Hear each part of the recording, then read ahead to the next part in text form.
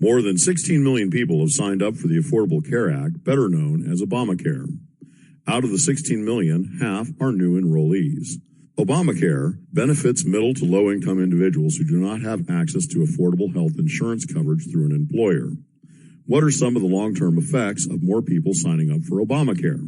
We talked to Paul Seegert, Managing Partner, PCS Advisors, a health benefits consulting firm with 35 partner offices across the nation. We've got growing participation. If you look at the trend, the long-term trend over a year's time, more and more people are transitioning over into getting their health care through the Affordable Care Act exchanges. This year, we've got nearly 16 million Americans who've signed up so far, and that's a 13% jump from the prior year, which also was bigger than the year before that. So overall, the numbers are growing, and I think there's, just like anything else, it's a complicated thing. There's good parts to that. There's things that will be good, and there's things that will be challenging for the system as a result. Yeah, people are talking about, the complaints about the affordable health care was cost, right? But it seems like everything else. It seems like we had to, when it first rolled out, it was some fixes that needed to have been done. Those fixes, have they been taken care of? Is it better? Is it smoothly operating now? I would say it's definitely, from an underwriting standpoint, it's more stable. So the insurance companies that are underwriting these plans have a better read on things. So it's more stable. Still seeing increases. It's as an example, if you look across 75, 80 different markets around the country, the increase was around 10% in the premium this year. A lot of folks don't feel that necessarily if they're involved in the program because they're getting a subsidy in that. So they're insulated from that. But if you look at it just from kind of with a business mind and purely say, how is it doing on its own? Costs are still growing quicker than other parts of other ways that you can access healthcare, quicker than, say, employer plans, which have trended more so around 5 or 6%. The pandemic had a big effect on people signing up for healthcare or finding a need for healthcare, which actually in the past people would kind of skip needing any healthcare at all. Yeah, I think there was an impact there. Certainly a heightened awareness of the need for health insurance is part of it. And then also you had a lot of people that were pushed out of the workforce because of just the lockdowns and everything that went along with that. And when you look at the big picture of how many of us are getting healthcare at work versus how many of us are getting healthcare through the government program, we've just crossed a really significant milestone in my view. 20 years ago, 2 out of 3 of us got our coverage at work. And in this past year, we fell below 50% on that number. Now 49% of us get our coverage at work, and 51 are getting it through some sort of program, Medicare, Medicaid, exchanges, et cetera. And that, while there's some positives certainly to that, I think there's pretty general agreement. We want everyone to have health care coverage.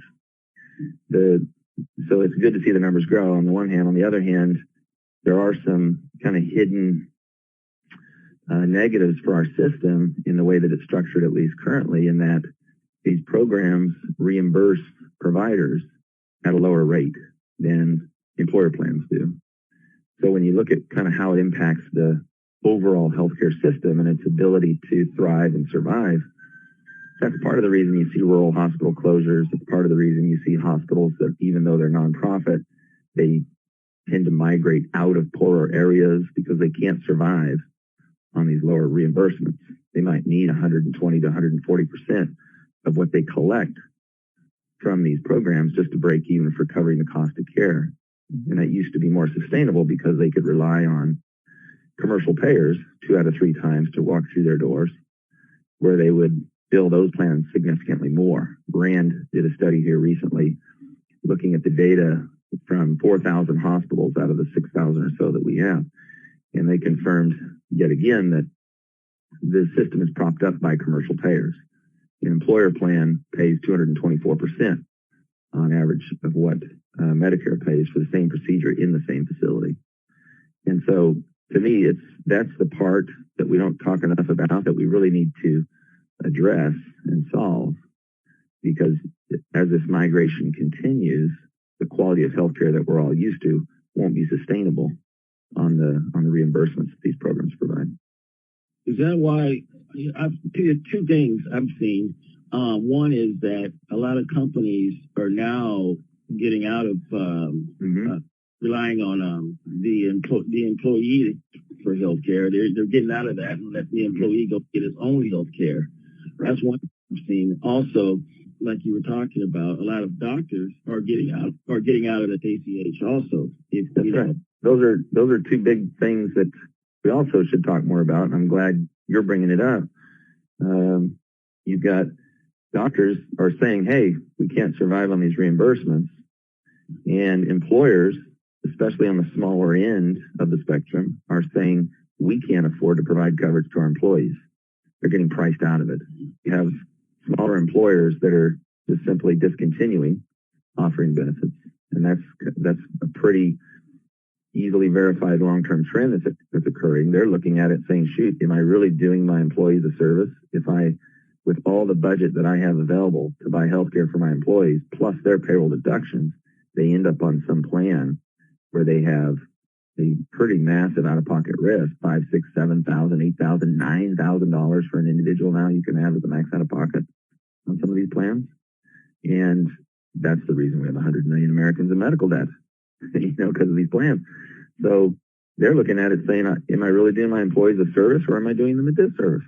So you can see where they would do that cost-benefit analysis and say, you know what, maybe I shouldn't offer this anymore, and they'd be better off going to the exchange and getting a subsidy if they qualify and move on down the road, which at their level, you can see where that math would make sense. My concern is that when you look at the macro picture, it's kind of putting a spotlight on some issues that we need to take care of because it's not sustainable. But also the small businesses, especially, are hurt by that kind of plan. If they want to continue to offer health care, it's becoming increasingly difficult. I mean, the biggest, I think, threat that we face really as a country economically is the way that we pay for health care. We have the best health care in the world. And I know people will argue that point, but people come here from all over the world when they have a lot of money to come get the best care. But the way that we pay for health care here, we do a pretty bad job at that. So we've got to do better. I mean, we don't have a free market. I know people blame capitalism for the reason our healthcare system's a mess, but we actually don't. And I think that's somewhat fair. It's capitalism run amok, but we don't have a true free market in healthcare, and we are all paying the price for that. If you don't know what things cost and you don't have quality information about what you're consuming, then you're not able to be a good consumer. And we've got the American consumer, most powerful force in the world, can't get that information about healthcare. All we know is, here's what my copay is, or my deductible, or my co-insurance. But it may have no relation, and oftentimes doesn't, to the actual cost of healthcare. And that allows vendors, whether it's pharmaceutical companies, pharmacy benefit managers, hospitals, surgery groups, whatever, those that we're buying this healthcare product from, it allows them to run wild, oftentimes with the cost of things, because the consumer doesn't see it. All they know is they scratch their head at renewal and say, shoot, my cost went up 10% again this year. What's going on? We need way more transparency in our whole system. The last day to sign up for the Affordable Care Act is this Monday, January 16th. You can go to healthcare.gov to sign up, or you can call 1-800-318-2596. You're listening to the People's News on KPFT 90.1 FM HD2, Houston's community radio.